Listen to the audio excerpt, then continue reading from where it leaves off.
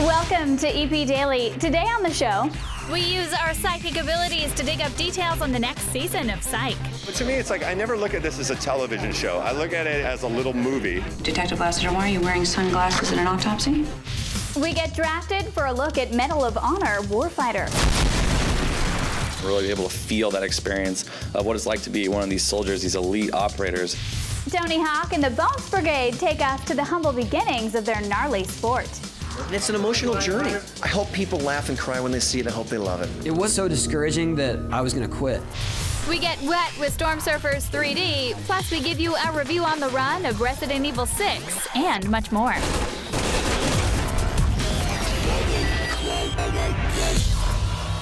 I'm your host, Briana McIver, and if anyone tries to tell you that we don't deliver the latest in everything cool every single day, that's a bunch of malarkey. Here's the rundown. Filmmaker Robert Zemeckis is about to take audiences on an intense flight. The filmmaker behind Back to the Future, Forrest Gump, and The Polar Express is about to unleash Flight. It tells the story of a pilot who saves his plane from crashing only to be faced with a corrupt airline conspiracy and government investigation. Flight is the first live-action film from Robert Zemeckis in more than a decade and marks his first time directing Denzel Washington. Denzel is a great actor, and he's an actor who can play so many different textures and so many different emotions, and he's so real in how he performs. He's not a hero in the classic mythic sense. I think he's a hero in the sort of real world that we all live in. We'll have more details on Flight with Robert Zemeckis before the film takes off on November 2nd. And Julianne Moore and Liam Neeson might be going on a non-stop flight of their own. Julianne Moore got to work with the highbrow version of Liam Neeson in the thriller Chloe, and now she'll get to meet the other Liam Neeson, who does action movies like Taken 2 and The Grey. Variety reports that she's set to appear alongside Neeson in Non-Stop, a new movie that will see the aging badass play a federal air marshal who must stop a deadly killer on a flight. It'll be helmed by Jo Michelet Sarah, who previously worked with Liam Neeson in another movie, Unknown. Argo co-star Scoot McNair is also set to appear. It looks like actor-turned-director Ben Affleck might live by night. He just finished helming his third feature film, Argo, and it looks like he already has his fourth movie lined up. Deadline reports that Affleck is in talks to helm Live by Night, a big-screen adaptation of the Prohibition-era gangster novel from author Dennis Lehane. This won't be Affleck's first time directing a Lehane novel. His first film, Gone Baby Gone, was also based on one of the author's books. Shutter Island star Leonardo DiCaprio is set to produce Live by Night. He was originally expected to star, but it remains to be seen who will get the role now that Affleck is attached to direct. Audiences in North America will be able to surf the biggest waves in the world without getting wet. The intense Australian documentary Storm Surfers 3D has been picked up for distribution and will get a wide release in theaters across North America next summer.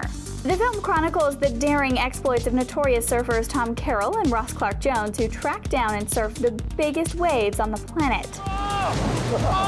Hang on!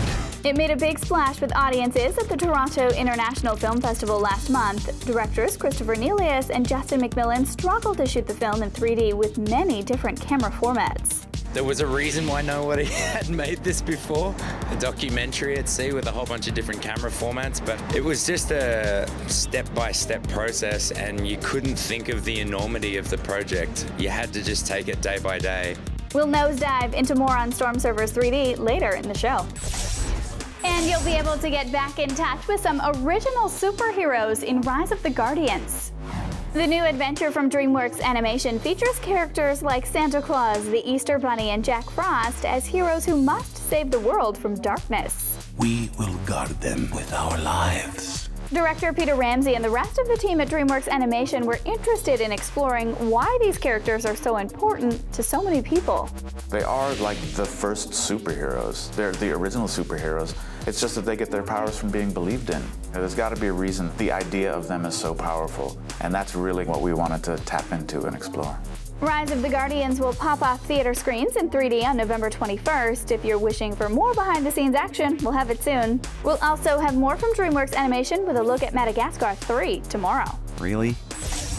That's it for the rundown, but that doesn't mean I don't have more good news for you. It was recently announced that Psych will be back to serve and predict for a 7th season this February, and you can set your sights on the season 6 DVDs next week. I recently caught up with the cast of the show. What we're up against here is no mere mortal. I'm afraid this very well may be the work of a vampire. Okay. Psych is in its 7th season. You guys have been working together this entire time. How is your relationship on screen similar to the one you guys have now after working together for so long? Well, I would say, on screen we're best friends, and I think over the years we've really become close. If you really want to raise some cash, why don't you just sell the engagement ring you didn't get to Juliet? When it comes to the 7th season, what can people look forward to with not just you guys and your characters, but the show? Finally doing the musical. We've been promising people for years, and we're going to do it in a big 2-hour spectacular way. Our 100th episode is a tribute to Clue, which we've also been teasing for a couple years now. That finally happened. The body was dredged from the water near Arroyo Beach late this morning. Shot 3 times. I picture myself as the mother hen. That somebody does need to be that. This voice of calm and of teaching. There is a lightning in a bottle with this cast. When they put this group together, I've never experienced it like this. We really, honestly like each other. You've become a family. We really have. I know it's a cliche to say, but we are. Genuinely, on set, I laugh my ass off because I'm so into what you guys are doing. I feel like I'm the bass player, and it's my job just to sit there and keep the rhythm going and keep it kind of real. Okay, burying myself. Coming up with new ideas after 7 seasons, how is it that you keep things fresh and keep yourself inspired? Well, to me, it's I never look at this as a television show. I look at it as a little movie every week, and there's all kinds of movies that I love. So when I get to do a Kung Fu episode, when I get to do an Indiana Shaun episode, or when we do Twin Peaks, it's all things that I've just dreamed about being able to go do a movie of, and yet we adjust it into our psych world. He stays an extra 24 hours for psychiatric evaluation. How about 48? Done. Ah! February 27th, 2013. Mark your calendars. Now let's get to the real story behind the Bones Brigade. It's a new documentary that kind of takes you back a little and reminds us about the history behind skateboarding as a sport and some of its most influential athletes. Miri is with skater and director Stacy Peralta. Bones Brigade had resonance when it was active, and I think now is an interesting time for you to come out with the movie. Why do you think now is a good time to make a film about Bones Brigade? Well, the thing is, if you look at the age of Tony Hawk and Lance Mountain and Caballero and Rodney Mullen, they're in their mid-40s. They're going to be getting older. This is the time, and we're celebrating a time when they were young, when they were coming of age, when they were teenagers, becoming young men. And so this was kind of the right time to tell it. They're all still riding skateboards. They're all still involved in the skateboarding world. So it just seemed like, you know what, now's the time. As original members of Bones Brigade, what are you guys hoping audiences learn about you when they see this film? Beauty of skateboarding, what it gave us is something more than you just get from a sport. It's an ability to express ourselves in ways that it's very, very hard to find. And then it creates a community where there's a sense of belonging. Nothing that has lasting value can be done single-handedly. It takes a group effort, and it takes all the pieces doing what they do well. And I think for modern kids, it's something that they can't really perceive, but I believe that society and culture teaches them to chase after fame rather than just chase after their passion. What was it like for you watching all that archival footage and seeing yourself and seeing you with your Bones Brigade guys? What did that bring up for you? Well, definitely brought up a lot of memories and a lot of emotions of those times. We've done so much over the years, a lot of that stuff just fades away. That's what I was looking forward to the most, is everybody had their little archives of films and pictures, and I really wanted to see all that stuff. What do you think is going to surprise people about the Bones Brigade that they maybe haven't learned until watching this film? I think, just the stories behind how we actually got where we got, and it brings a positive message for sure. What I want people to know is what they see in this film, which is the film is really an interior look at what was going on inside these guys when they were young men, developing and becoming the skateboarders that they became, and it's an emotional journey. I hope people laugh and cry when they see it. I hope they love it. 720! After the break, we hang 10 with Storm Surfers 3D. An American Horror Story takes us to an asylum in the Sonar. Later in the show, we go to war with Medal of Honor Warfighter, and we give you our review on the run of Resident Evil 6.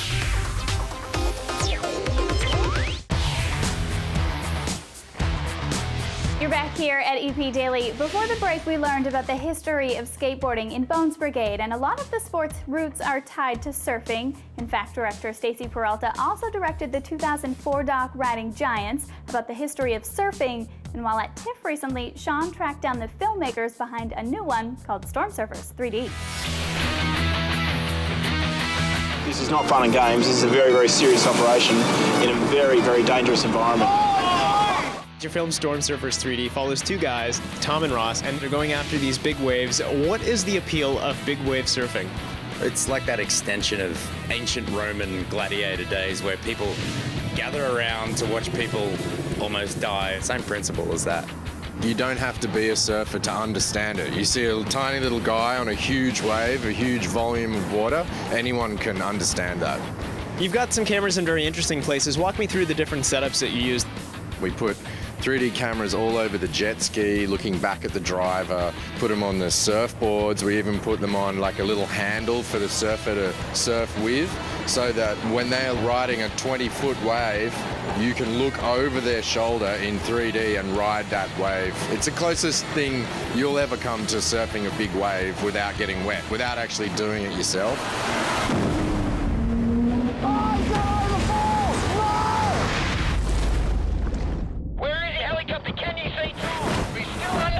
What was it like for you guys to actually be there and see this happen in real time? It's actually way scarier being there. There's a lot of nervous energy for us. We pick locations that is going to be good for the film and challenge the characters, and there's always a little element inside of us when something's going wrong that, yeah, this is going to be really good for the film, but at the same time, these are our friends. Tom and Ross, they've been surfing for so long. Why is it important that we also see parts of their personal lives come through in the film? We wanted people to engage with the character, so when the character was in a really notorious situation, they could feel for them. They were genuinely concerned with what the character would go for. Head online to find out if you can surf storms in a theater near you. And there's a lot to watch on TV this week, including presidential debates and Major League Baseball. But something tells me you'll be committed to Briarcliff Manor. Jessica Lange is back and more sinister than ever as Sister Jude in American Horror Story Asylum. The popular horror show received a subtitle, a new storyline, and new cast members. Instead of being set in a house with the Harmons, Season 2 brings you to Briarcliff Manor, a church-run haven for the criminally insane. According to the network, danger lurks around every corner, from Nazis and serial killers to mutants and aliens, so no one is safe. If espionage is more your thing, check out Hunted. It's a new 8-episode drama from Frank Spotnitz, a TV writer-producer known for his work on Strike Back and X-Files. Actress Melissa George stars as Sam Hunter, a member of an elite private intelligence firm. Thought you were dead. Guess not. She nearly dies, and when she returns to work, she finds it hard to trust members of her own team, as they may have been involved. Season 2 of Kelsey Grammer's political drama Boss comes to an end this week as well. Time. I want it. As Tom Kane, mayor of Chicago, things aren't going so well, and he may soon be unemployed. Underemployed is the title of a new MTV drama about a group of 20-something post-college graduates who are learning that a higher education doesn't necessarily result in immediate happiness. Weird, right? The same story sort of goes for Emily Owens, MD. This med school graduate is excited to start her internship at Denver Memorial Hospital, but she quickly learns that the environment isn't much different from high school, where she didn't exactly fit in. Still to come, Medal of Honor Warfighter sends us to the front lines, and we give you a review of Resident Evil 6.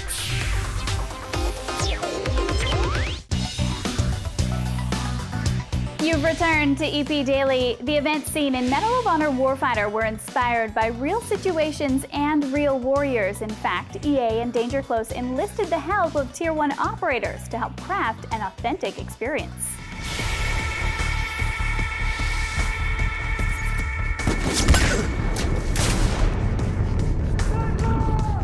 The emotional intensity of war is present more than ever before in Medal of Honor Warfighter. What is it that you guys have done this time around to really ensure that the authenticity remains, yet is still adapted to modern warfare? I think what sets Medal of Honor Warfighter apart from all other shows out there is that authenticity you're speaking of. This time around, we've reached out to over 24 international warfighters, these Tier 1 operators at the highest level. They've come in and given us feedback, across the board, everything from the story being written by them, helping us do motion capture that you see in game and really be able to feel that experience of what it's like to be one of these soldiers, these elite operators, boots on the ground. When it comes to war set in the present day, technology is very much present and weapons are advanced. So what is it that is in Warfighter that people may not have seen before? You're going to see a bunch of new mechanics. One of the first things is actually the door breaching mechanic, and this is not necessarily a technology, but rather kind of an execution and a tactic that the guys use. There's a lot of variations to it. You're going to use a bunch of different weapons to break through doors.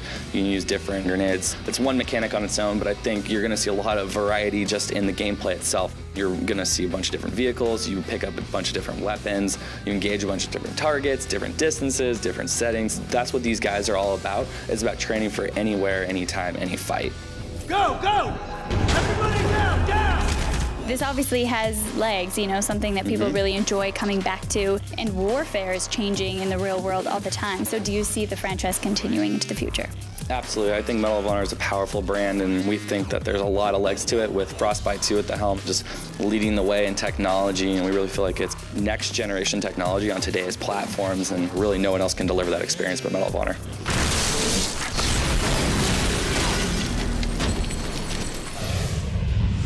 We'll talk more about the game's multiplayer modes in the show tomorrow, and right now Vic and Scott are here with their review on the run of Resident Evil 6.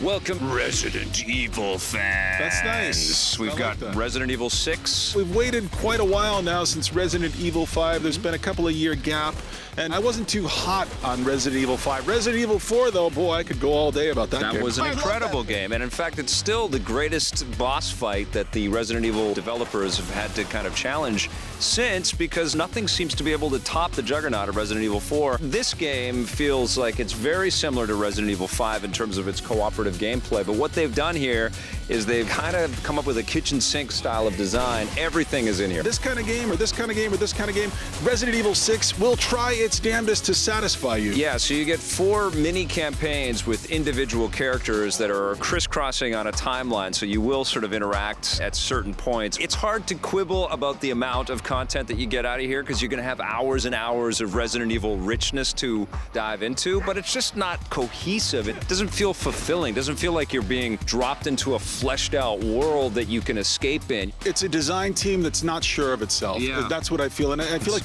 the self-confidence that was there in Resident Evil 4 and just devoting itself to this one long, surreal, gut-twisting, gut-wrenching, sick, weird, disgusting campaign, that's gone. Now they're sort of dipping their toes in all over the place, and they're not committing to anything. And so what you get here is a very timid kind of gaming experience. It's an elegant game. There's a lot of beautiful art and lots of glossy production in this. It says Resident Evil 6 on the box, and my expectations are very high. Totally. And this does not deliver. I didn't like it as much as the last 3DS game, which is kind of sad. At least says something. What are you going to give Resident Evil 6? 7.5. Gets a 7.5 from me as well. When setting off on the path of revenge, dig 2 graves. On the next EP Daily, Tyler Perry shows us why we shouldn't cross Alex Cross. Is there a problem? We go behind the scenes at the studio that brought you Madagascar 3, Europe's Most Wanted. And coming soon to EP, Silent Hill Revelation 3D brings fear to the 3rd dimension.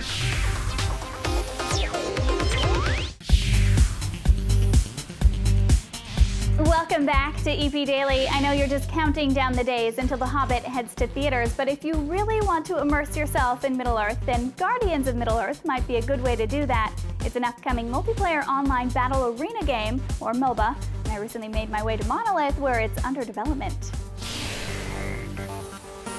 Guardians of Middle-earth are coming to consoles, and Monolith Productions is behind it. So what exactly have you guys done to create an authentic MOBA experience set within the Lord of the Rings franchise?